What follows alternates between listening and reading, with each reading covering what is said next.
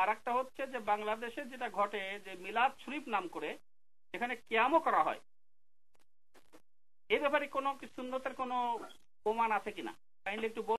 আমাদের দেশে যে সমস্ত মিলাদ শরীফ পাঠ করা হয়, আসলে ইসলামে মিলাদ শরীফ বলতে কিছুই নেই।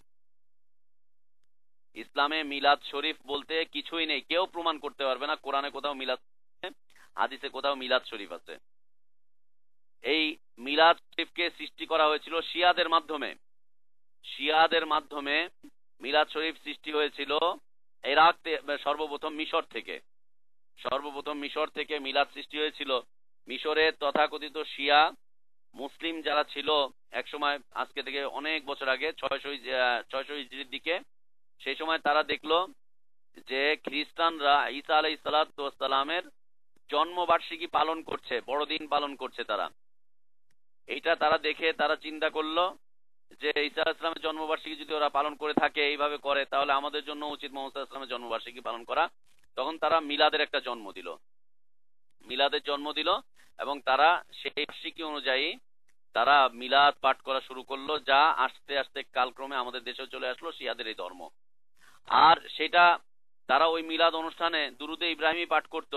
কিন্তু আমাদের দেশে যে দুরুদটা পাঠ করা হচ্ছে মিলাদে, এইটা তাদের দেশ থেকে, এটা আমাদের দেশের মুন্সি মেহেরুল্লাহ সাহেব, যার নাম আমরা শুনে থাকি পাবনায় এবং কুষ্টিয়া এলাকায়। মুন্সি মেহেরুল্লাহ, ছোটবেলায় আমরা যাদের গল্প কবিতা পড়েছি, মুন্সি মেহেরুল্লাহ, তিনি এই দুরুদের পরিচালন ঘটিয়েছিলেন। আল্লাহুম্মা সাল্লি আলা সাইয়্যিদিনা মাওলানা মুহাম্মদ ওয়া আলা আলি সাইয়্যিদিনা মাওলানা মুহাম্মদ। এখানে শিরকি কথা রয়েছে, আমাদের সামনে আলোচনা আসবে। আল্লাহুম্মা সাল্লি আলা সাইয়্যিদিনা, আল্লাহ রাসূল সাল্লাল্লাহু আলাইহি সাল্লামকে একজন সাহাবী এসে বলছেন যে আনতা সাইয়্যিদুনা, ইয়া রাসূলুল্লাহ, আপনি হচ্ছেন আমাদের সাইয়্যিদ। আল্লাহ রাসূল সাল্লাল্লাহু আলাইহি সাল্লাম সাথে সাথে তাকে ঠেকিয়ে দিলেন।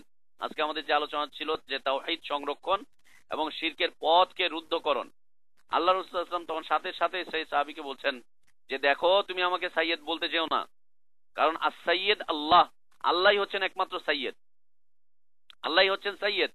অতএব তুমি আমাকে সাইয়্যিদ বলতে যেও না। রাসূল সাল্লাল্লাহু আলাইহি ওয়াসাল্লাম তাকে নিষেধ করে দিলেন। সামনে আলোচনা